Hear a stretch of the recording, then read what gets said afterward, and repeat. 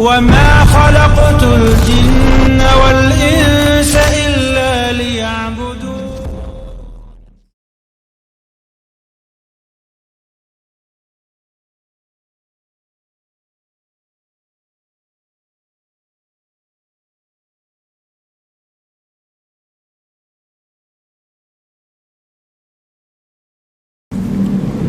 Assalamualaikum warahmatullahi wabarakatuh.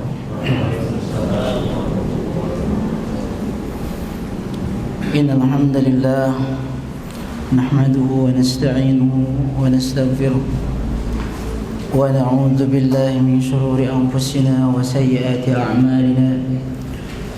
May yahdihillahu fala mudilla lahu wa may yudlil fala hadiya lahu. أشهد أن لا إله إلا الله وحده لا شريك له وأشهد أن محمدا عبده ورسوله صلى الله وسلم عليه وعلى آله وأصحابه وسلم تسليما كثيرا. يا أيها الذين آمنوا اتقوا الله حق تقاته ولا تموتن إلا وأنتم مسلمون. يا أيها الناس اتقوا ربكم الذي خلقكم من نفس واحدة وخلق منها زوجها وبث منهما رجالا كثيرا ونساء واتقوا الله الذي تساءلون به والأرحام إن الله كان عليكم رقيبا. يا أيها الذين آمنوا اتقوا الله وقولوا قولا سديدا يصلح لكم أعمالكم ويغفر لكم ذنوبكم ومن يطع الله ورسوله فقد فاز فوزا عظيما. أما بعد فإن أصدق الحديث كتاب الله وخير الهدي هدي محمد صلى الله عليه وسلم وشر الأمور محدثاتها وكل محدثة بدعة وكل بدعة ضلالة وكل ضلالة في النار. Ma'asyiral ikhwan wal akhwat, kaum muslimin wal muslimat rahimakumullah. Segala puji dan syukur mari kita persembahkan kepada Allah Azza wa Jalla. Ya alhamdulillah, di kesempatan sore hari ini Allah masih memperkenankan kita, masih memberikan kepada kita inayah dan taufiknya, sehingga kita bisa berkumpul di salah satu rumah Allah Subhanahu wa ta'ala, yaitu masjid. Yang mana masjid merupakan tempat termulia di muka bumi ini.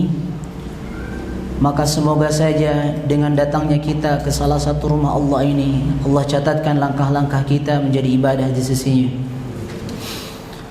Dan juga di sisi lain kita di waktu sore hari, selain kita mengunjungi salah satu rumah Allah, menegakkan salah satu ibadah yaitu salat berjamaah, terselip atau tanamkan niat di dalam hati kita, kita ingin mempelajari agama Allah Subhanahu wa ta'ala. Karena Allah Subhanahu wa ta'ala akan senantiasa meridai hamba-hambanya yang melangkahkan kedua kakinya dalam menuntut ilmu. Sehingga andaikan di dalam sebuah hadis disebutkan seorang talibul ilmi dia meninggal, maka Allah Subhanahu wa ta'ala akan catatkan dia sebagai syahid. Dan salawat beserta salam semoga tercurah limpahkan kepada junjungan kita, yakni Nabi besar Muhammad sallallahu alaihi wasallam, beserta keluarga, sahabat, para pengikut dan umatnya, dan kita semua yang mudah-mudahan yang hadir di tempat ini termasuk umat sejati, yaitu umat yang sesungguhnya mengikuti sunnah-sunnah Nabi kita sallallahu alaihi wasallam, mengikuti jejak para sahabat nabinya, mengikuti tradisi orang-orang salih yang selalu berpedoman kepada kitabullah dan sunnahnya. Semoga dengan itu Allah Subhanahu wa ta'ala mengumpulkan kita bersama mereka. Sebagaimana Allah firmankan, ulaika alladzina an'ama Allahu alaihim minas siddiqin wasyuhada'i wassalihin wa hasuna ulaika rafiqa. Tidak ada teman yang terindah, tidak ada teman yang terbaik melainkan orang-orang yang saleh, melainkan para nabi dan para rasul, para syuhada, orang-orang yang istimewa di hadapan Allah. Mudah-mudahan dengan mengikuti jejak mereka, Allah menjadikan kita bersama mereka di yaumul qiyamah di surga Allah Subhanahu wa taala. Jamaah ikhwan wal akhwat kaum muslimin wal muslimat rahimakumullah. Pembahasan lanjutan kita masih tema wasiat para ulama menyambut bulan mulia. Di pekan yang sebelumnya saya menyebutkan bahwa baru 3 poin. Disebutkan bahwa para ulama mewasiatkan kepada kita di saat kita hendak menghadapi bulan mulia, dan insyaallah tinggal 2 pekan lagi kita akan menghadap bulan Ramadan. Sebagaimana di poin pertama yang kemarin telah saya uraikan, para ulama menyebutkan bahwa dianjurkan bagi kita untuk berdoa kepada Allah Subhanahu wa taala agar kita disampaikan kepada bulan Ramadan. Dan Syekh Abdul Rahman bin Nasir As-Sa'di lebih menegaskan bahwa bukan hanya kita berdoa untuk sampai di bulan Ramadannya saja, tapi kita berdoa kepada Allah sebagaimana seorang tabi'in yang bernama Yahya bin Abi Katsir. Dia berdoa, Allahumma sallimna ila Ramadan wa sallim lana Ramadan wa tasallamhu minna mutaqabbala. Ya Allah, sampaikan kami ke bulan Ramadan. Ya Allah, jadikanlah kami bisa mengisi Ramadan dengan selamat dengan ibadah kepadamu. Dan yang ketiga, ya Allah, terimalah ibadah-ibadah Ramadan yang akan aku lakukan. Jadi esensinya kita berdoa agar disampaikan ke bulan Ramadan, bukan hanya sampainya usia kita ke bulan Ramadan saja. Namun apalah artinya kita tidak melaksanakan ibadah apapun.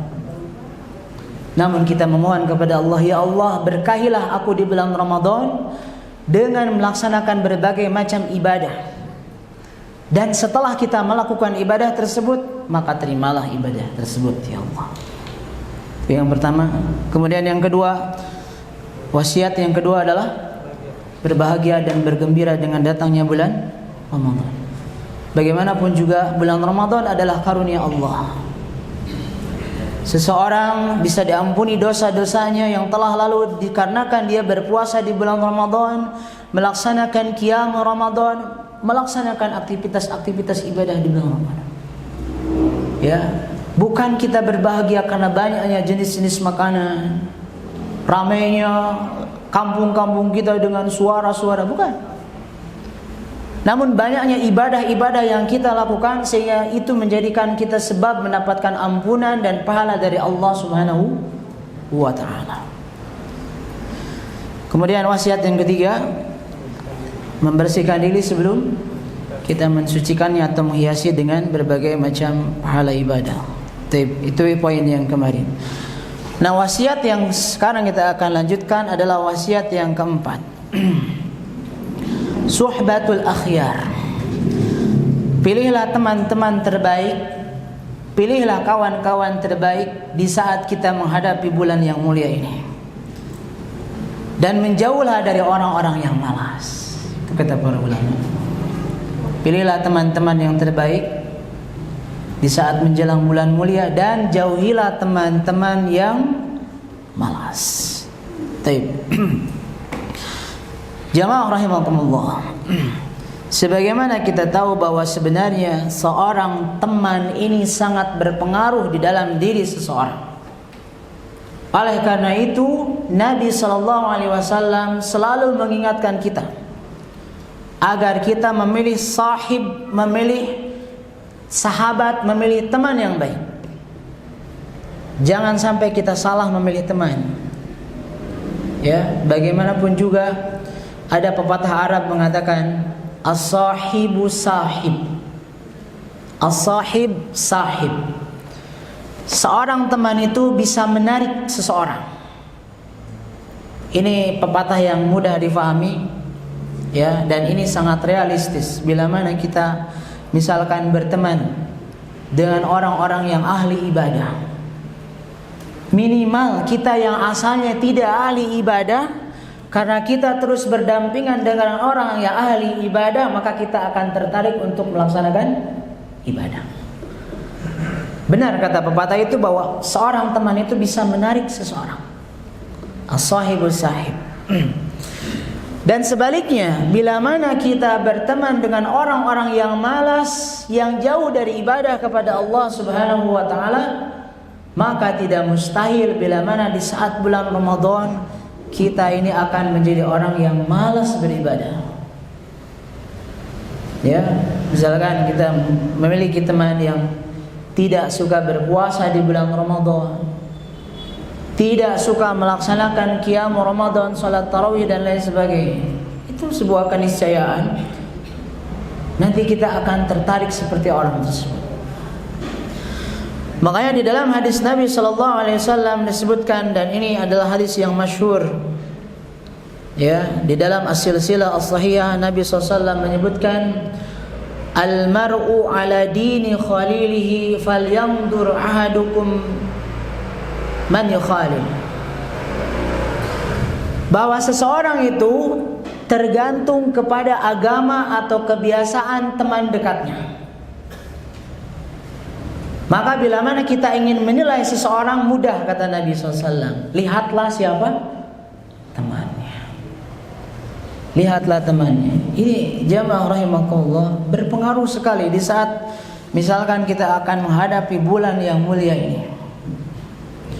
Di saat kita akan menghadapi perlombaan di antara orang-orang beriman di bulan yang mulia ini, kita berdampingan dengan orang-orang yang malas.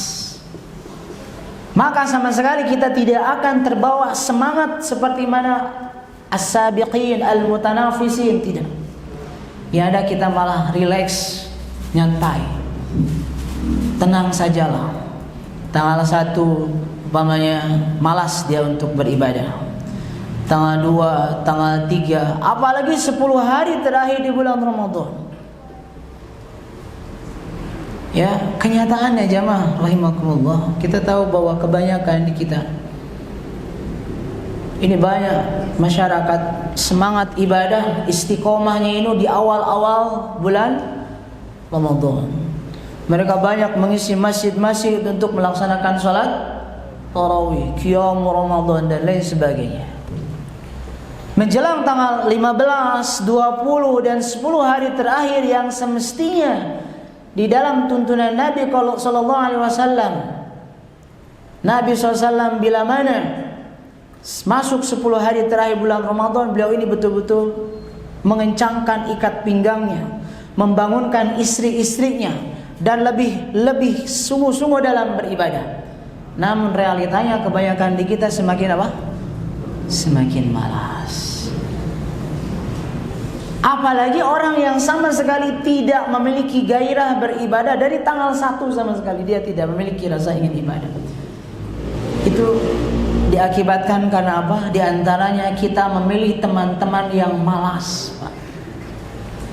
Kita berdampingan dengan sahabat-sahabat yang malas beribadah. Di saat bulan Ramadan kita malas mengisi Ramadan dengan ibadah kepada Allah Subhanahu wa taala. Betapa meruginya kita. Nah, oleh karena itu mengenai memilih sahabat yang baik ini jamaah rahimakumullah, ya, ada hadis yang sahih yang disebutkan di dalam riwayat Bukhari Muslim, bahkan muttafaq alaih.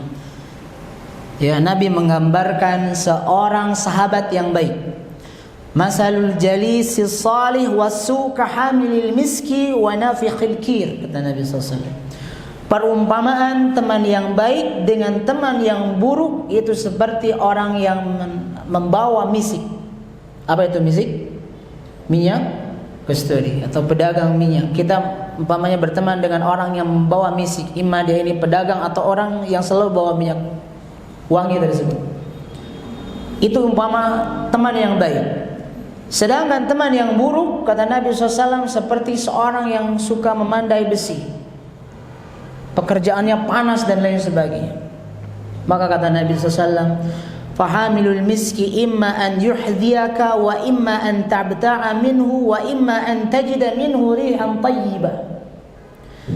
Bila mana kita dekat dengan orang yang suka membawa minyak kasturi tersebut, imma kita ini diberi oleh orang tersebut sehingga kita pun jadi wangi. Wa imma karena kita tertarik karena orang tersebut sering membawakan minyak itu, oh ternyata dia pedagang, kita membelinya, kita pun jadi terbawa wangi. Jadi teman yang baik ibarat orang yang selalu membawa minyak wangi ini, kistri ini, sehingga membuat kita menjadi wangi. Namun sebaliknya jemaah rahimakumullah, di saat teman yang buruk, kata Nabi SAW, dia memadai besi, imma an yuhriqa thiyabak wa imma an tajida rihan khabithah. Kita selalu mendekati dia yang selalu kerjaannya dengan besi-besi. Bisa saja pakaian kita ini terbakar. Atau kita karena sering berteman dengan orang seperti itu, ya, maka yang ada bau-bau besi yang kita dapatkan. Jadi ini berpengaruh sekali. Ini perlu kita perhatikan. Nabi mengumpamakan teman yang baik dengan teman yang buruk. Lalu ada gambaran yang lain jamaah rahimakumullah. Di saat seorang teman, khususnya di bulan Ramadan, bila mana dia ini salih, maka dia ini akan menarik kita untuk ke surga. Namun bila mana dia ini talih, bukan salih, dia ini buruk, maka dia bisa saja menarik kita ke neraka jahanam. Di sini disebutkan, ya, ini ada penggalan kisah yang pendek tentang contoh, ya, teman yang buruk. Ya, tahu Abu Talib? Siapa itu Abu Talib? Paman Nabi sallallahu alaihi wasallam. Disebutkan dalam hadis muttafaq alaih. Di saat Abu Talib ini, dia ini mendekati ajalnya, dia ini sakaratul maut. Di sampingnya itu ada Rasulullah SAW, keponakannya sendiri. Di kelilingnya ini ada Abdullah bin Abi Umayyah, kemudian ada Mughirah, Walid bin Mughirah, ya, kemudian ada Abu Jahal, ada Abu Sufyan yang semuanya masih kufur. Ini teman-teman akrab dari siapa? Abu Talib. Ini menjelang wafat, yang dikatakan oleh Nabi kita kepada Abu Talib, ya am, qul la ilaha illallah ashhad laka biha indallah. Kata Rasulullah SAW yang hanya itu sendiri menyodorkan kepada pamannya, wahai pamanku, katakanlah la ilaha illallah. Kalimat itu akan menjadi saksi di hadapan Allah bahwa engkau termasuk salah satu ahli surga. Ini Nabi hanya seorang diri mengatakan itu di hadapan pamannya Abu Talib. Kita tahu Abu Talib ini betapa pengorbanannya besar kepada Nabi SAW. Betapa kasih sayangnya terhadap Nabi begitu besar. Namun di saat sakaratul maut, Nabi yang saat itu menyodorkan dua kalimat syahadat, kalimat tauhid, dan di sekelilingnya ada teman-teman buruknya, ada Abu Jahal, ada Abdullah bin Abi Umayyah, ada Abu Sufyan. Ini kawan-kawan dekat Abu Talib. Mereka mengatakan, ya Abu Talib, atarghabu an millati Abdul Muttalib. Wahai Abu Talib, apakah engkau akan membenci agama Abdul Muttalib? Ini dikatakan terus. Dan Rasulullah SAW yang seorang diri terus mengulang-ulang perkataan ini. Ya, namun apa yang terjadi? Huwa ala millati Abdul Muttalib wa aba an yaqula la ilaha illallah. Faqala Rasulullah SAW, ama wallahi la astaghfiranna laka ma lam unha anka. فأنزل الله تعالى ما كان للنبي والذين آمنوا أن يستغفروا للمشركين ولو كانوا أولي قربى. Ternyata jamaah rahimakumullah, Abu Talib yang merupakan paman kesayangan Nabi SAW, dan Abu Talib menyayangi Nabi sebagai keponakannya, tidak bermanfaat sama sekali. Pembelaannya tidak bermanfaat di hadapan Allah. Kenapa? Karena ada teman-teman yang buruk yang selalu mendorong dia kepada neraka jahanam, seperti Abu Jahal, Abu Sufyan dan lain sebagainya. Ya, akhirnya Abu Talib mengikuti agama nenek moyangnya. Dia menolak untuk mengatakan la ilaha illallah. Ini jamaah sekalian, salah satu contoh, ya, Betapa pentingnya kita memilih teman yang baik dan salih. Jangan sampai teman ini menarik kita ke neraka jahanam. Ya, nah ini, masya Allah. Ya, makanya pilihlah teman-teman yang baik. Minimal di saat kita di bulan Ramadan kita dalam keadaan futur, semangat dan gairah ibadah kita ini sangat lemah dan sangat down turun. Ada teman kita yang mendorong, ayo rajin ibadah, manfaatkan bulan Ramadan ini menyelamatkan kita. Ini teman yang terbaik. Walaupun kadang-kadang di antara kita ada yang merasa digurui oleh temannya, tidak menerima di saat dinasihati oleh siapa? Oleh temannya. Ini resiko jamaah sekalian. Di saat kita memiliki teman yang sedang futur, kita nasihati, kita ibadah. Mudah-mudahan kita termasuk orang-orang yang saling mencintai di jalan Allah Subhanahu wa taala. Al-mutahabuna fillah fi dhillihi yauma la dhilla illa dhilluh. Orang-orang yang saling mencintai di jalan Allah, saling menasihati di jalan Allah di yaumul qiyamah, dia akan mendapatkan naungan Allah di saat pada hari itu tidak ada naungan kecuali naungan Allah. Makanya manfaatkan. Jadi kisah Abu Talib ini menjadi salah satu gambaran bahwa kita ini harus betul-betul punya teman yang baik. Andaikan kita punya teman yang malas dan kita akan menghadapi bulan mulia ini, para ulama menyarankan jauhi. Karena bagaimanapun itu bisa mempengaruhi semangat ibadah kita di bulan Ramadan. Bukan berarti kita ini memutuskan tali silaturahminya. Ya lebih baik kita dakwahi teman kita ini. Namun bila mana dia ingin mempengaruhi kita, maka kita jauhi. Jangan sampai nasib kita seperti Abu Talib.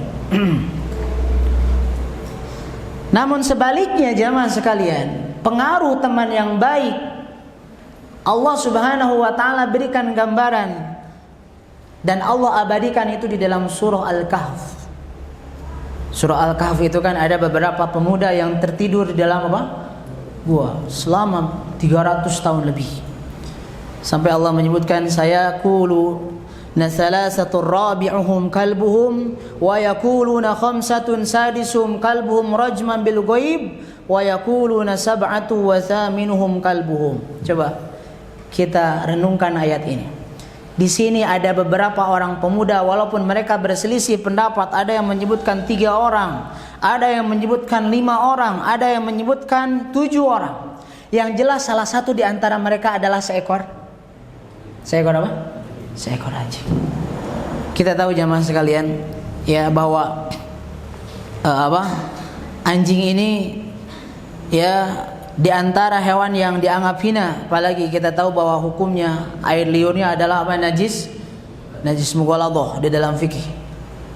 Nabi memerintahkan untuk dibasuh 7 kali disertai dengan tanah. Namun di saat seekor anjing yang hina ini dia menyertai orang-orang saleh, nah Allah menyebutkan dia di dalam Al-Qur'an. Ya, Allah mengabadikan kalimat kalbuhum rabi'uhum kalbuhum. Anjingnya ini jadi disebutkan karena dia ini menyertai orang-orang yang saleh. Masya Allah. Ini seekor anjing jemaah sekalian. Ya kita manusia yang Allah berikan akal, yang Allah berikan kelebihan daripada makhluk-makhluk lainnya. Walaqad karramna bani Adam. Manusia ini dimuliakan oleh siapa? Allah. Pilihlah teman yang baik. Ya, seekor anjing saja di saat menyertai pemuda-pemuda yang salih, mempertahankan keimanannya, disebutkan di dalam Al-Quran sebagai ya penghormatan dari Allah karena dia menyertai orang-orang yang salih. Jadi ini wasiat yang keempat, pilihlah teman-teman yang baik di saat menjelang bulan yang mulia dan hindarilah teman-teman yang malas.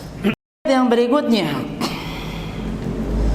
para ulama mengatakan di saat menjelang bulan Ramadan, ya, di saat kita akan menghadapi bulan Ramadan, maka agar kita semangat di bulan Ramadan, i'taqid anna hadha Ramadan hiya akhir Ramadan lik, hiya akhir Ramadan lak.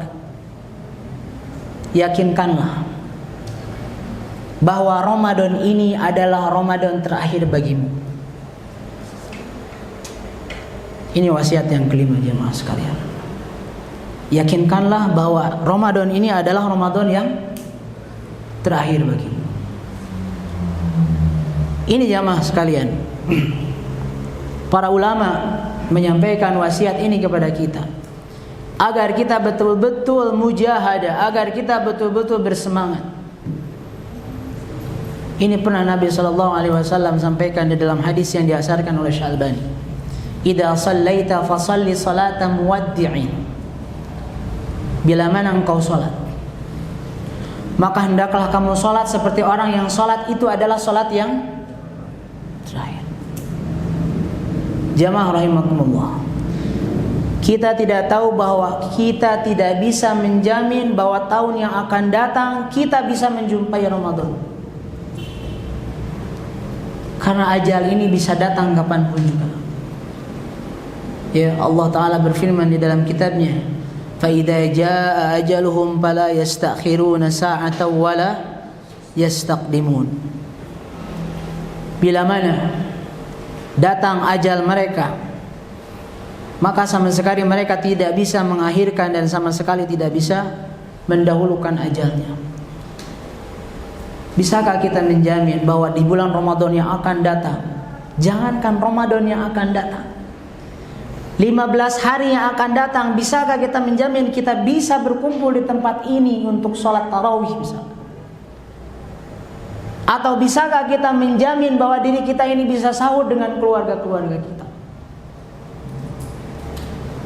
Adakah kita yang bisa menjamin jamaah sekalian? Tidak. Dan banyak di antara kita yang sudah menjumpai Ramadan berpuluh-puluh kali atau mungkin beberapa kali. Kita lalai mengisi Ramadan dengan berbagai macam ibadah. Dan ternyata saudara kita sebelum sampai ke bulan Ramadan yang ini mereka sudah Allah Ta'ala matikan mereka. Allah Ta'ala jemput mereka. Allah angkat mereka.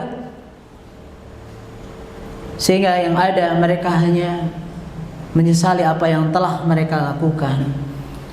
Ya wailata, ya wailata ala ma farratu fi janbillah. Celaka dan celaka. Bayangkan, orang-orang yang sebelumnya tidak bersemangat mengisi Ramadan, dan di bulan-bulan yang lalu sebelum sampai ke bulan Ramadan Allah cabut nyawanya. Yang ada mereka akan apa? Menyesal. Nah, sebelum kita merasakan penyesalan seperti saudara-saudara kita yang mendahului kita,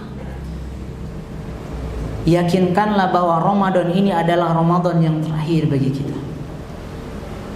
Agar kelak di saat satu Ramadan, di saat kita pertama kali hari berpuasa, maka kita sama sekali tidak ingin merusak puasa kita dengan ghibah, dengan ucapan-ucapan dusta. Inilah yang merusak saum kita.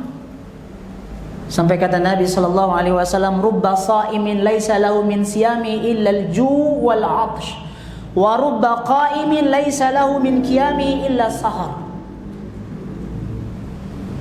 Betapa ruginya kita. Mungkin selama bertahun-tahun yang lalu kita berpuasa ini hanya menahan lapar dan apa? Haus saja. Kita mengisi siang hari Ramadan kita dengan mengatakan perkataan dusta, menggibah orang lain, membuat kata-kata yang buruk di status-status kita dan lain sebagainya, fitnah, umpatan dan lain sebagainya. Kita tidak sadar bahwa puasa ini rusak di hadapan Allah Azza wa Jalla. Apa yang kita dapatkan kelak di yaumul qiyamah jemaah sekalian? Apakah kita akan meyakinkan bahwa saum kita menjadi berpahala dan menjadi syafaat? Tidak. Rusak puasa kita. Dan sekarang kita akan menjumpai Ramadan. Apakah kita akan mengisi Ramadan ini seperti Ramadan-Ramadan yang lalu? Siang hari diisi dengan ghibah, malam hari nonton televisi sampai kita begadang dan lain sebagainya. Masya Allah. Merugi kita. Oleh karena itu, renungkanlah, tanamkanlah dalam hati ini bahwa Ramadan ini adalah Ramadan yang terakhir bagi kita. Ya, kita tidak akan seakan-akan menjumpai Ramadan tahun yang akan datang. Oleh karena itu, ini yang menjadikan motivasi bagi kita agar kita betul-betul mengisi Ramadan dengan ibadah kepada Allah Subhanahu wa taala. Ini adalah realita jamaah sekalian. Kita tahu bahwa di antara mungkin keluarga kita yang asalnya 5 orang, tahun sekarang menjadi 4 orang. Yang asalnya di masjid ini kita sholat tarawih, kita tahu ada si fulan, sekarang tidak ada. Mungkin tahun depan kita itu seperti itu. Kita tidak bisa menjamin jamaah sekalian. Oleh karena itu, para ulama mewasiatkan kepada kita agar kita betul-betul memaksimalkan ibadah di bulan Ramadan ini. Maka kata para ulama, i'taqid fi qalbika anna hadha Ramadan akhir Ramadan lak. Yakinkanlah dalam dirimu ini adalah Ramadan yang terakhir. Walaupun kita tidak tahu pada hakikatnya. Ini apa? Tujuannya untuk mendorong kita agar kita betul-betul beribadah kepada Allah dengan sesungguhnya, tidak berleha-leha. Di siang hari kita istiqomah beribadah, menjaga saum kita. Di malam hari kita isi bulan Ramadan dengan qiyam Ramadan. Itu wasiat yang kelima jamaah rahimakumullah.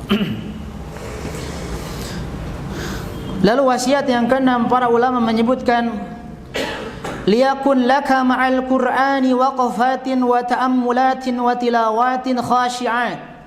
فرمضان شهر القرآن قال تعالى شهر رمضان الذي أنزل فيه القرآن هدى للناس وبينات من الهدى والفرقان خطط كم ستقرأ من القرآن لا يفوتك الشهر فالأجور مضاعفة.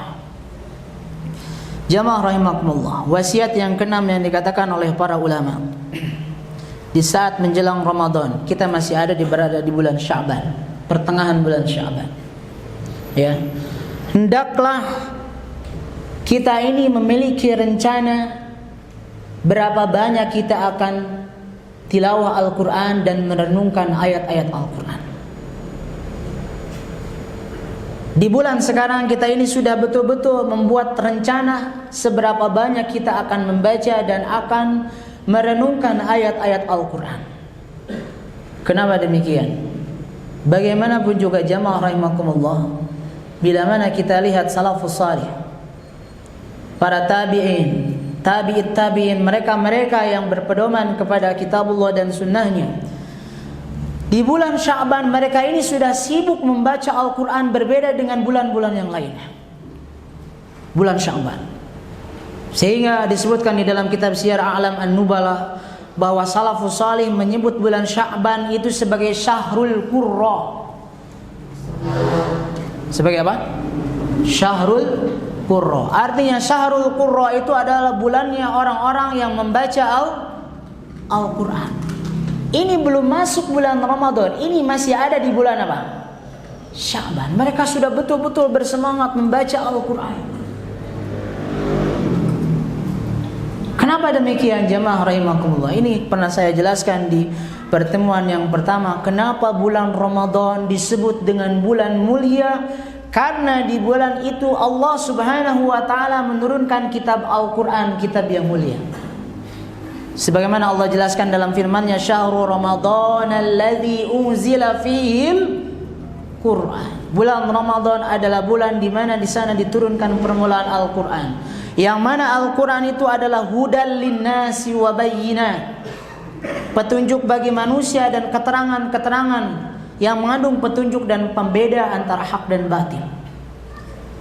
Ini jamaah sekalian, ya, seberapa banyak animo kita, seberapa banyak giroh kita terhadap Al-Quran.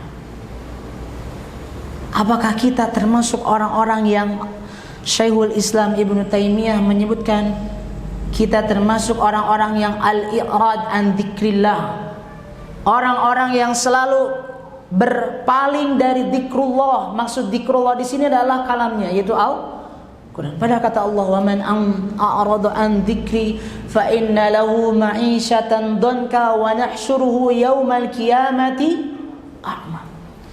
Syekhul Islam menyebutkan ada 3 kategori orang ini disebut mu'rid.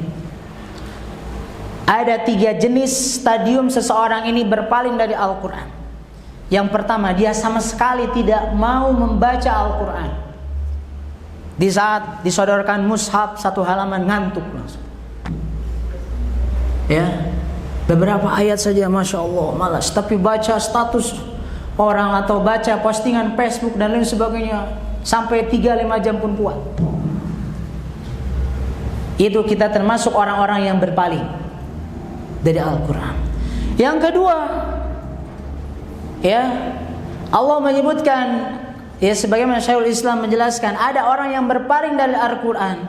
Dia ini rajin membaca Al-Quran tapi dia tidak ingin memahaminya.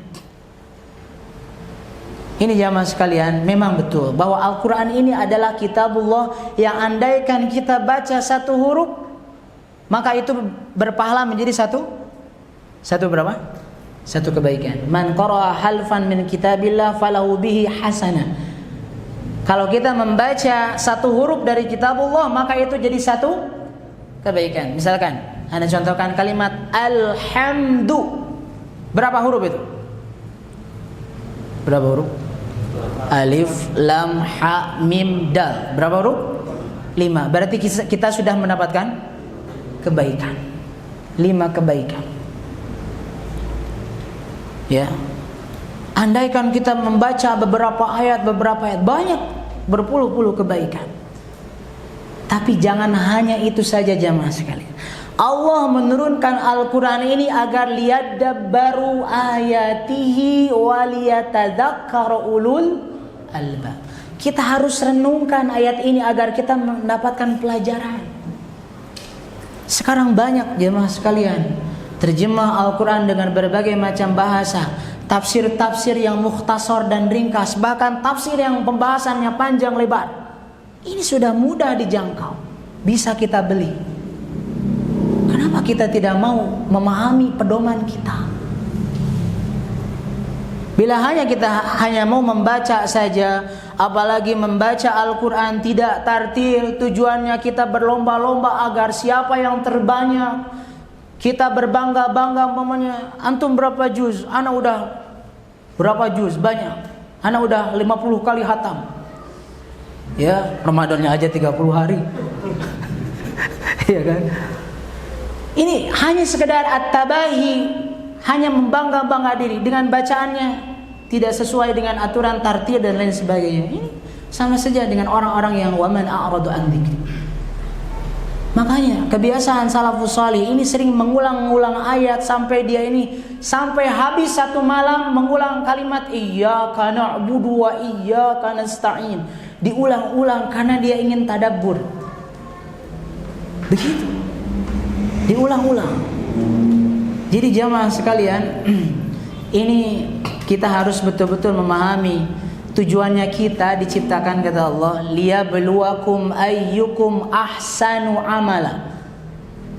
Ini dalam kitab tafsir apapun biasanya mufassir pasti mengutip tafsir Ibnu Abbas yang mengatakan bahwa ini maksud dengan ahsanu amala itu adalah aswabuhu, adalah yang paling benar, yang tepat di atas tuntunan Nabi sallallahu alaihi wasallam. Bukan baik itu banyak, bukan.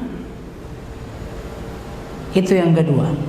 Dan ada yang ketiga, orang yang berpaling dari Al-Quran, dia ini adalah orang yang rajin baca Al-Quran. Dia memahami Al-Quran tapi dia tidak mengamalkannya. Nah, ini barangkali yang paling berat jemaah sekalian. Kita sudah rajin tilawah Al-Quran, kita sudah berusaha memahaminya, membaca kitab-kitab tafsir, terjemahan-terjemahan tentang tadabbur ayat Al-Quran, tapi kita tidak mengamalkannya. Padahal tadi di dalam ayat Allah menyebutkan hudal linnas. Allah menunjukkan bahwa Al-Quran itu sebagai apa? Petunjuk bagi seluruh manusia. Ya, di dalam ayat lain dzalikal kitabul la raiba fi hudal lil muttaqin. Petunjuk bagi orang-orang yang bertakwa. Ini jadi petunjuk. Kenapa kita tidak mau jadikan Al-Quran sebagai petunjuk kita? Di lain sisi banyak orang-orang yang mengambil, ilmuwan-ilmuwan yang mengambil sampel ilmu pengetahuan dari ayat-ayat Al-Quran. Mereka rela belajar bahasa Arab, membuka kitab-kitab tafsir. Namun kita kaum muslimin terlalaikan dari itu. Tidak mau kita belajar umpamanya, ayat ini tentang apa? Lebih-lebih kita mengamalkannya. Bacanya saja kita sudah malas, jamaah rahimakumullah. Nah, makanya jangan sampai kita terlewatkan dari bulan yang mulia ini. Jadi dari bulan Sya'ban ini kita rencanakan seberapa banyak kita akan membaca Al-Quran, kita akan tadabbur Al-Quran, dan kita akan mengamalkan Al-Quran tersebut. Taib. Itu wasiat yang keberapa? Wasiat yang ke-6. Taib. Lalu wasiat yang ke-7, para ulama menyebutkan la tuksir minal aqli tud'ib nafsak wa jaybak wa sihhatak wa tudayyi khusyu'ak. Janganlah memperbanyak makan dan minum, maka kamu akan melelahkan dirimu sendiri dan kantongmu serta merusak kesehatanmu dan bisa merusak khusyukmu dalam salat. Taib, itu wasiat yang ke-7. Jangan banyak makan, minum, maka kamu akan melelahkan dirimu sendiri, kantongmu, merusak kesehatan dan merusak khusyuk dalam salatmu. Insya kita jeda dulu untuk salat. Sallallahu ala nabiyina Muhammadin wa ala alihi washabihi wasallam. Assalamualaikum warahmatullahi wabarakatuh.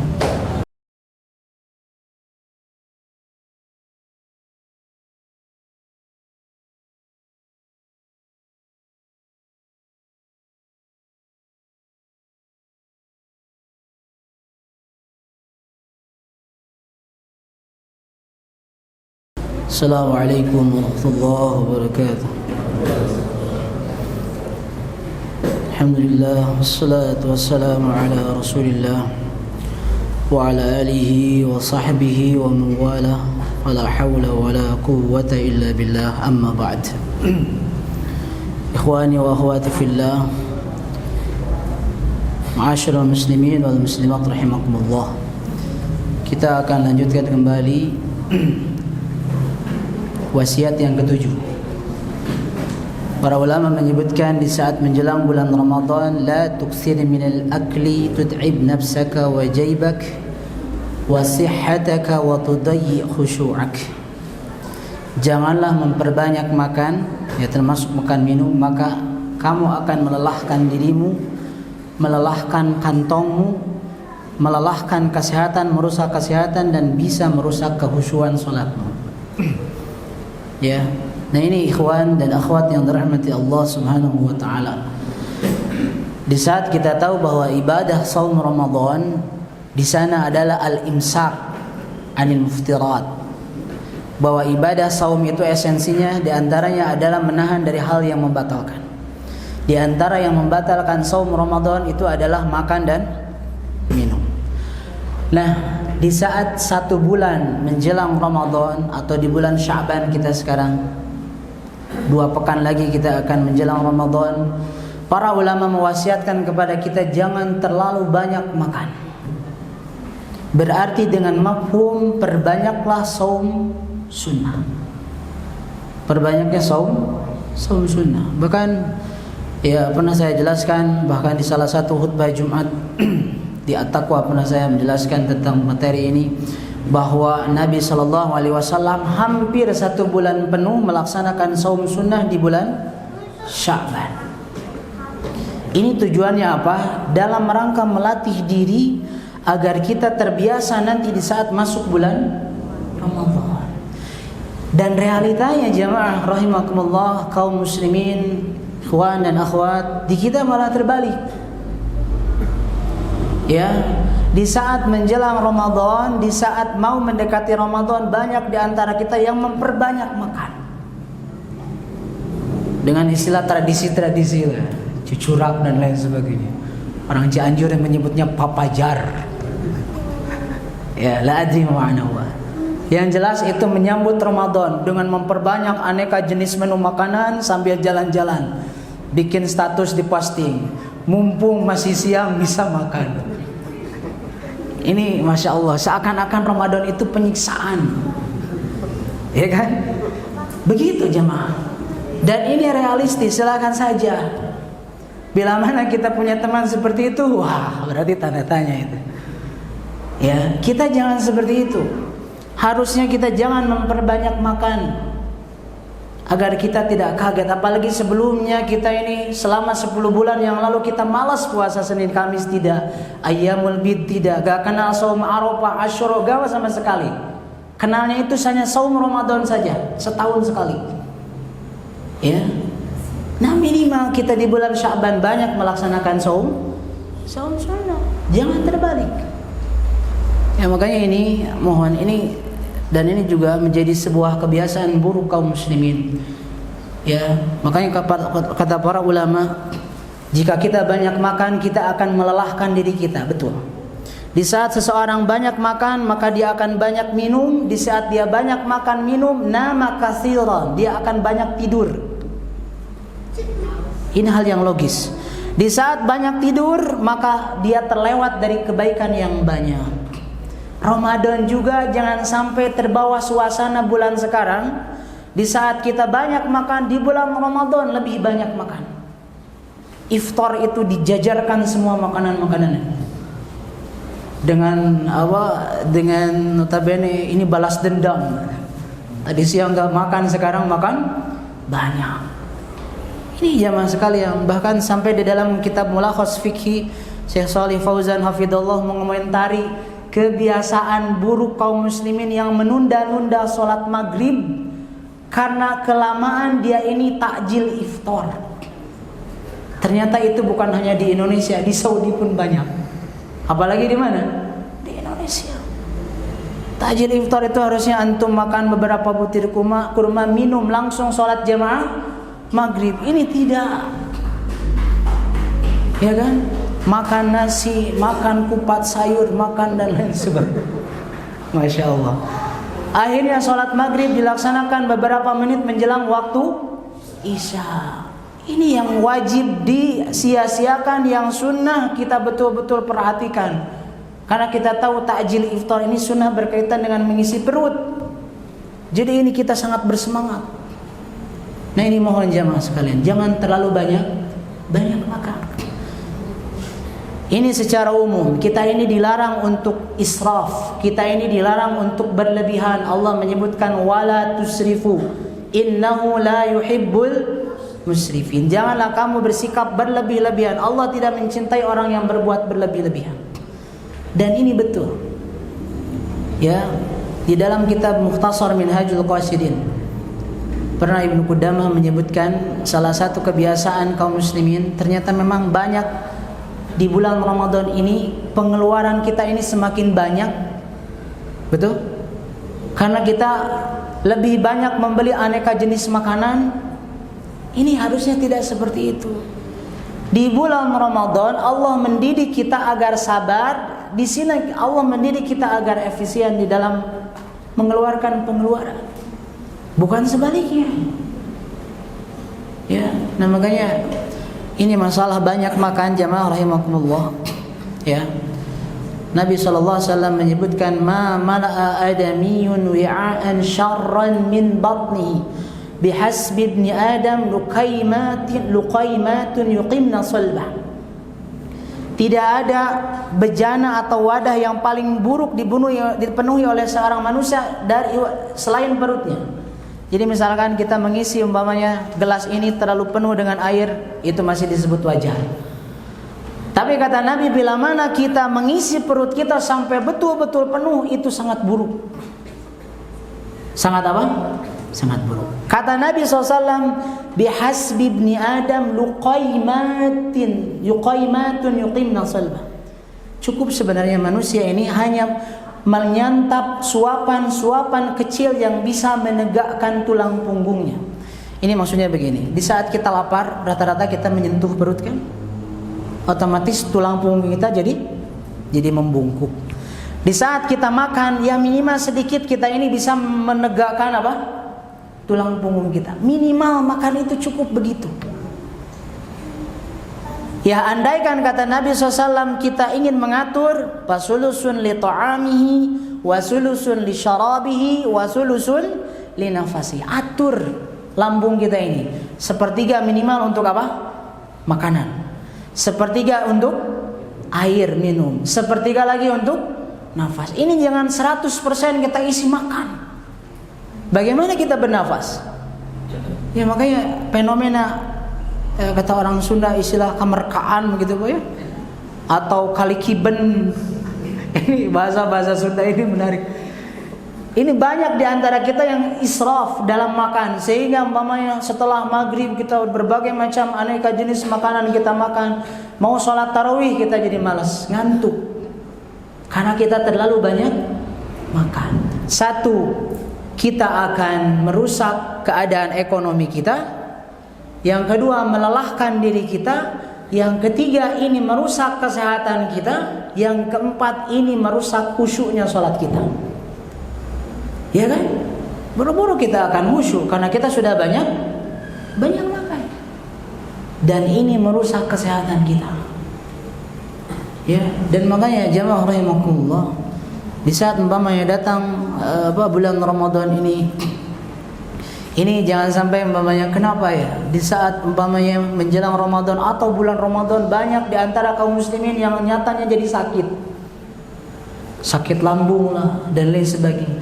Ini bukan salah Allah mensyariatkan saum kepada kita, ini salah manusia. Kenapa tidak mengikuti alur Allah dan Rasulnya dalam berpuasa di bulan Ramadan? Ini banyak makan, akhirnya lambungnya kena, ya kan? Jadi sakit. Jangan menyalahkan puasa. Jadi dia menggerutu, ini gara-gara puasa saya jadi sakit. Bukan. Tapi karena makannya tidak diatur. Nah makanya di saat bulan Ramadan akan datang, kita masih di bulan Sya'ban, hendaklah kita meminimalisir makan kita, jangan memperbanyak makan. Ini kata Ibnu Rajab dalam Lataif Al-Ma'arif, bahwa di saat bulan Sya'ban kita memperbanyak saum sunnah, ini menjadi tamrin dan tadrib, menjadi latihan dan pendidikan agar diri kita semakin nanti pas datang bulan Ramadan semakin semangat untuk mengisi bulan Ramadan dengan saum. Itu wasiat yang keberapa? Yang ketujuh. Wasiat yang kedelapan, para ulama menyebutkan, ya, tunaikanlah hutang-hutangmu sebelum Ramadan datang kepadamu. Aqdi duyunak qabla ayyatiyaka syahrul karim. Tunaikanlah hutang-hutangmu sebelum datang kepadamu bulan yang mulia, yaitu bulan Ramadan. Apa yang dimaksud hutang di sini adalah qada saum Ramadan. Ini tidak menutup kemungkinan, apalagi ini para akhwat atau ibu-ibu yang umpamanya di bulan Ramadan yang lalu umpamanya pernah mengalami berhalangan tidak saum karena haid. Ini perlu dipahami. Sedikit catatan bagi para ummahat. Pernah Syekh Muhammad Ibrahim Al-Syekh, mufti sebelum Syekh bin Baz rahimahullah, pernah ditanya tentang seseorang yang minum pil penghambat atau penghalang haid di tiap bulan, terutama bulan Ramadan. Ini memang kata Syekh Muhammad Ibrahim Al-Syekh mengatakan itu tidak masalah kalau tidak memudaratkan badan. Namun alangkah lebih baiknya dia mengikuti alur banatu Adam. Jadi misalkan kalau setiap bulan dia haid 10 hari, maka Ramadan biarkan dia haid seberapa hari? 10 hari. Jangan mengambil cara saya akan minum obat supaya tertahan dari apa? Haid. Ini sebenarnya kurang baik. Walaupun itu dibolehkan selama tidak mudarat kepada badan. Ya. Misalkan tahun kemarin menyisakan qada Ramadan, masih belum ditunaikan, di bulan Sya'ban ini masih diperbolehkan. Timbul tanda tanya, bagaimana kalau sudah terlewat 15 Sya'ban?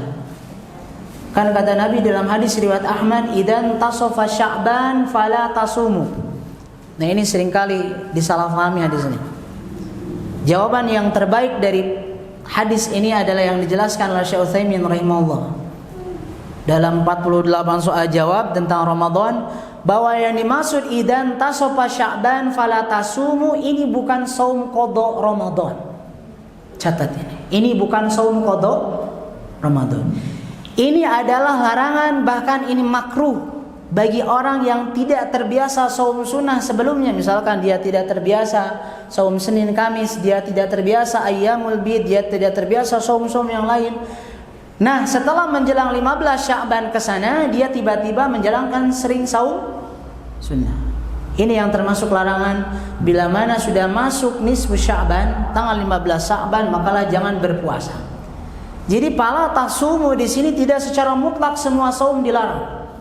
Apalagi itu qada wajib atau qada saum Ramadan.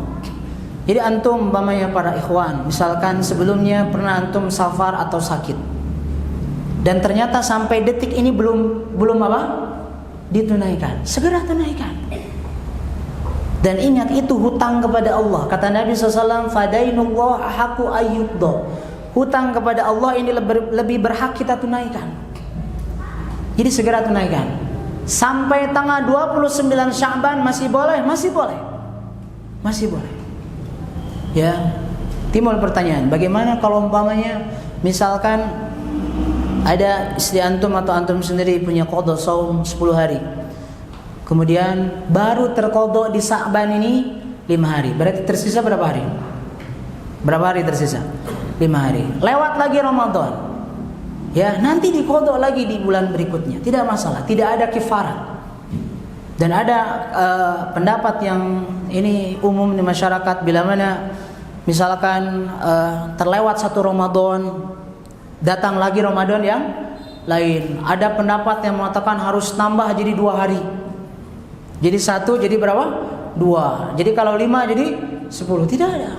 Atau harus mengeluarkan setiap hari kifarat. Itu memang ada sebagian ulama berpendapat demikian, tapi pendapat itu marju, diungguli oleh pendapat yang mengatakan tidak perlu mengeluarkan apapun. Hanya saja kalau memang itu kewajiban, jangan ditunda-tunda. Ya, kita berdosa karena kita telah menunda apa? Kewajiban. Makanya antum yang punya istri, mamanya yang sekarang masih ada 2 pekan lagi, ingatkan sekarang qada. Yang belum mamanya qada, mamanya silakan qada. Ya, taib. Jadi tunaikanlah hutang-hutangmu sebelum datang bulan Ramadan. Lalu wasiat yang ke-9, ya, para ulama menyebutkan ya tentang wasiat-wasiat di saat menjelang bulan Ramadan. Para ulama menyebutkan aksir min qiyamil lail wala tuksir minan naum la siyama fi Ramadan. Hendaklah kamu berbanyak bangun malam untuk salat dan jangan terlalu banyak tidur, terutama di saat tiba bulan mulia, yaitu bulan apa? Bulan Ramadan. Nah, ini jamaah sekalian, latihlah diri kita dari sekarang untuk terbiasa melaksanakan qiyamul Ramadan, yaitu dengan memperbanyak salat di waktu malam hari. Minimal di bulan yang lain misalkan kita tidak pernah sholat tahajud, tidak pernah qiyamul lail, bulan Sya'ban kita mulai. Perbanyak kita qiyamul lail, walaupun misalkan hanya 1 rakaat, tidak masalah. Yang penting kita sholat di malam hari. Sholat di malam hari. Karena kata Nabi SAW, "Faman arada ahadukum ayyutira biwahidatin falyaf'al." Minimal kita ini melaksanakan witir itu cuma berapa? 1 rakaat minimal, mama antum saking malasnya rakaat 1 rakaat salat, Allahu Akbar, beres. Ini untuk melatih kita nanti di bulan Ramadan memperbanyak qiyamul Ramadan dan qiyamul lail. Jadi jamaah sekalian, ini kebiasaan yang harusnya dibiasakan. Makanya agenda Ramadan ini harus dipersiapkan dengan matang. Di saat kita bangun, jangan dulu kita segera sahur, tapi kita laksanakan dulu qiyamul lail. Dan kebanyakan dari kita langsung menyalakan televisi dan lain sebagainya, masya Allah. Dan kebanyakan kita banyak yang keliru, tidak melaksanakan sunnah mengakhirkan sahur. Jam 2 ada di antara kita yang sudah sahur, ya kan? Jam 2 sudah apa? Sahur. Jadi jam 2:30 sudah tidur lagi, sholat jamaah subuh ketinggalan. Ya, jadi biasakan qiyamul lail dari sekarang agar nanti terlatih. Sebelum kita sahur kita qiyamul lail. Walaupun sebelumnya kita sholat tarawih dengan imam, sudah witir, kita laksanakan 2 rakaat sholat, silakan, tidak masalah. Setelah itu kita beristighfar di waktu sahur. Ini waktu utama. Allah Ta'ala turun ke langit dunia, memanggil siapa yang beristighfar, aku akan ampuni. Jangan segera kita menghadapi santapan sahur. Banyak berdoa, barulah menjelang kita beberapa menit mau subuh. Bahkan kata Usamah bin Zaid menceritakan bahwa Nabi itu sahurnya itu antara subuh dan sahur beliau ini hanya membaca berapa ayat? 50 ayat. Kita dari jam 2 setengah 3 berapa ayat? Masya Allah. Makanya ini mohon dirubah, Pak. Dan jangan banyak tidur.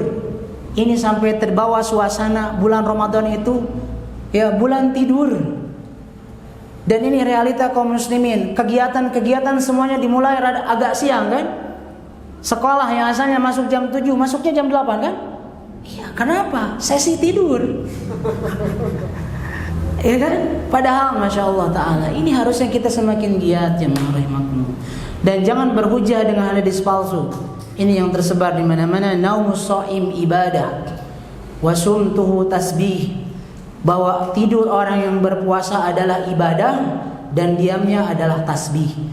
Ini adalah hadis maudhu, didustakan atas Nabi SAW, kata Ibnu Jauzi. Jadi ini jadi alasan bagi orang yang suka tidur. Ba'da subuh umpamanya langsung tidur sampai duhur. Dari duhur nyambung lagi sampai asar, sampai maghrib. Ditanya, kenapa antum banyak tidur? Ibadah. Karena kata dia, tidurnya orang puasa itu apa? Ibadah. Boro-boro ibadah. Yang ada dia menyia-nyiakan waktunya dengan tidur tersebut. Ada tidak tidur, kebiasaannya diem dan diam terus. Dengan alasan yang tadi, wasumtuhu tasbih. Orang yang berpuasa diamnya itu sudah apa? Tasbih. Ini dorongan manusia jadi malas, tidak baca Al-Quran, tidak mau Qiyamu Ramadan. Yang penting dia ini puasa di siang hari, udah sahur, tidur, nyambung sampai maghrib, beres. Ini jamaah rahimakumullah, sia-sia ibadah kita. Ya, makanya laksanakanlah wasiat-wasiat para ulama ini. Semoga Ramadan yang kita laksanakan di tahun yang ini mudah-mudahan adalah Ramadan yang terbaik selama yang akan kita lakukan. Mudah-mudahan kita pun mendapati salah satu malam yang utama, yaitu Lailatul Qadar. Yang mana bila mana kita beribadah di satu malam tersebut, khairun min alfi syahr. Pahalanya lebih baik daripada 1000 bulan. Ya, taib, ini anda kira cukup 9 wasiat ulama yang diwasiatkan kepada kita agar kita memaksimalkan ibadah di bulan Ramadan. Hadza wallahu a'lam. Pertanyaan silakan.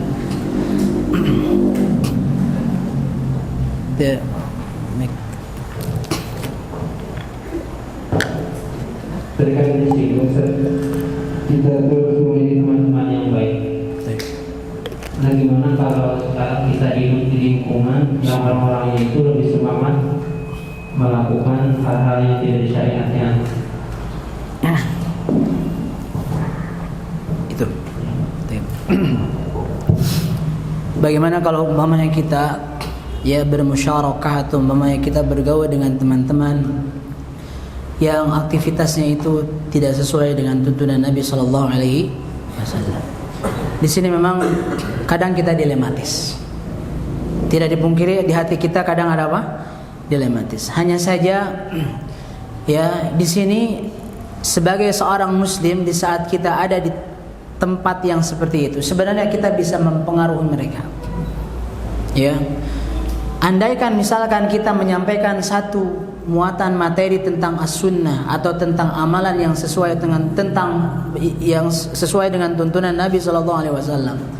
Andaikan mereka terima, maka alhamdulillah. Mudah-mudahan kita termasuk menjadi salah satu teman baik mereka. Walaupun kita ini berada di lingkungan yang buruk.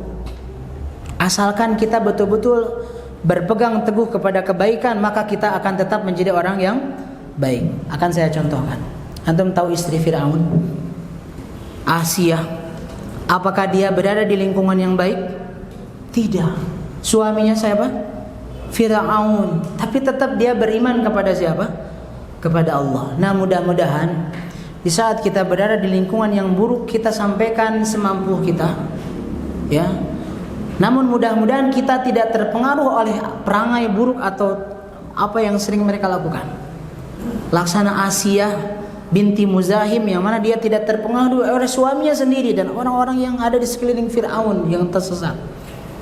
Jadi kita bisa mendakwahi mereka. Bukan berarti kita jadi mengisolasikan diri, umpamanya berpindah dari tempat tersebut, tidak. Dan kata Imam Syafi'i rahimahullah ta'ala, disebutkan bahwa kita ini lebih baik bermuasyarah dengan orang dan kita menyampaikan itu. Namun di saat kita ingin memilih teman misalkan, di antara mereka ajaklah yang paling baik di antara mereka. Kita pengaruhi mereka secara bertahap. Mudah-mudahan dia menerima, nanti dia mempengaruhi yang lainnya. Dan ini jalan dakwah. Kita tahu di Mekah ini dulu Nabi SAW tidak langsung menyebar Islam kan? Tidak. Ini dari satu orang. Jadi perlu kita sabar. Ya, perlu kita sabar. Wallahu a'lam. Taib yang lain. Tanya yang lain. Maka. Assalamualaikum warahmatullahi wabarakatuh. Waalaikumsalam. Poin keempat, nasihat dari ulama salaf itu kita harus memilih teman yang terbaik dan meninggalkan teman yang malas. Akan berat sekali Ustaz ketika teman itu teman dalam rumah kita, dalam Masya Allah. Itu bagaimana Ustaz? Iya. Betul sekali. Ini pasti ada pertanyaan seperti ini. Ya, jadi ini teman yang paling dekat itu adalah pasangan kita. Makanya doa orang-orang yang salih antum baca dalam surah Al-Furqan, walladzina yaquluna rabbana hab lana min azwajina wa dzurriyyatina qurrata a'yun waj'alna lil muttaqina imama. Di antara tanda ibadur rahman, hamba-hamba Allah yang mulia adalah mereka yang selalu mengatakan Rabbana hablana min azwajina wa dzurriyyatina qurrata a'yun. Yang pertama berarti di saat betul sekali kita memiliki pasangan yang malas akan mempengaruhi betul. Nah, makanya kita selalu berdoa kepada Allah, ya Allah berikanlah pasangan dan keturunan-keturunan yang qurrata a'yun. Apa itu qurrata a'yun? Yang selalu menyejukkan hati kita. Ya, dan ini bukan berarti jemaah sekalian, misalkan kita rajin ibadah, istri kita ini ditakdirkan harus orang yang rajin ibadah, tidak. Betul kan? Memang di dunia ini adalah sebuah ujian. Allah menyebutkan memang tidak selamanya yang baik dipasangkan dengan yang baik. Kadang yang baik dipasangkan dengan yang buruk. Yang rajin ibadah dipasangkan dengan yang malas ibadah. Barangkali Allah di sini sedang menitipkan tugas kepada kita. Contoh, wa'mur ahlaka bis-sholati wastabir 'alaiha. Misalkan kita punya pasangan, ibu-ibu punya suami punya istri.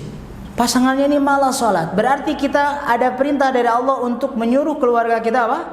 Sholat dan bersabar. Apakah itu jadi pahala? Jadi pahala. Nah, di saat di bulan Ramadan istri kita misalkan ya bermalas-malasan, sedangkan suaminya rajin, dorong dia untuk semangat dan rajin beribadah. Andaikan itu sebaliknya, istrinya layaknya Asia sedangkan suaminya layak Fir'aun, tapi tidak seburuk Fir'aun. Dorong suaminya untuk rajin ibadah, untuk qiyamul lail. Jangan gadang terus waktu malam, nonton TV, ngobrol sama teman-temannya, ibadah kurang. Dorong dia. Sampaikan kata Nabi SAW, rahimallahu imra'atan. Allah menyayangi seorang wanita yang dia ini sholat di waktu malam dan membangunkan suaminya. Bila mana suaminya tidak bangun, dipercikan dengan apa? Air. Jangan satu ember, jadi bahaya. Iya, dengan lemah lembut. Begitu pula sebaliknya. Jadi begitu ya. Jadi memang pengaruhnya betul terasa. Tapi di balik itu ada ujian dan di balik itu ada perintah Allah yang akan membuahkan pahala yang besar. Wallahu a'lam. Tidak ada. Dari Ikhwan sudah habis? Ya, satu lagi. Terkait sholat witir, ada pernah dengar riwayat kalau misalkan Abu Bakar itu sholat witirnya setelah isya dan sebelum tidur. Ya, kalau Umar setelah tidur gitu. Nah itu kalau misalkan kita sholat malamnya sekarang ini latihan sebelum tidur itu gimana? Iya. Taib. Iya, pertanyaan yang bagus. Bagaimana kalau umpamanya melihat hadis Nabi SAW? Betul, Nabi SAW pernah mengatakan, "Idza khasyiya ahadukum alla yutira fi lailatin fi akhir lailatin falyutir awwala." Bila mana kamu khawatir tidak witir di akhir malam, maka witirlah di awal malam. Itu dilaksanakan oleh Abu Bakar As-Siddiq. Sering seperti itu. Nah, hanya saja bila mana bila mana kita umpamanya sekarang kita sholat tarawih di awal malam, apakah kita tinggalkan imam begitu saja? Lalu kita witir di akhir malam? Tidak.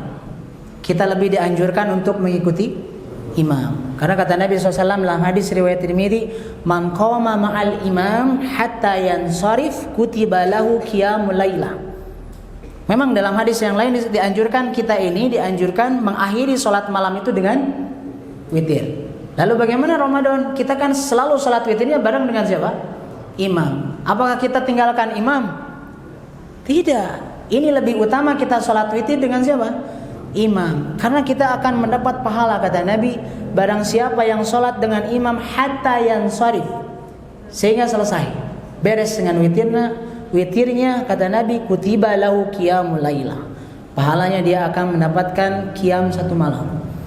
Ya, jadi solusinya kalau seperti itu, kita witir bareng dengan siapa? Dengan imam. Ya, lalu kita di saat malam hari kita sholat 2 rakaat tanpa diakhiri dengan witir. Dan itu lebih utama daripada kita meninggalkan imam demi rela kita ingin sholat witir di tengah malam. Barangkali di bulan Ramadan itu keputusan yang kurang pas. Yang afdol itu kita sholat witir dengan siapa? Dengan imam. Bisa dipahami ya? Baik. Nah, kira cukup sudah malam. Subhanakallahumma wa bihamdika asyhadu an la ilaha illa anta astaghfiruka wa atubu ilaik. Assalamualaikum warahmatullahi wabarakatuh.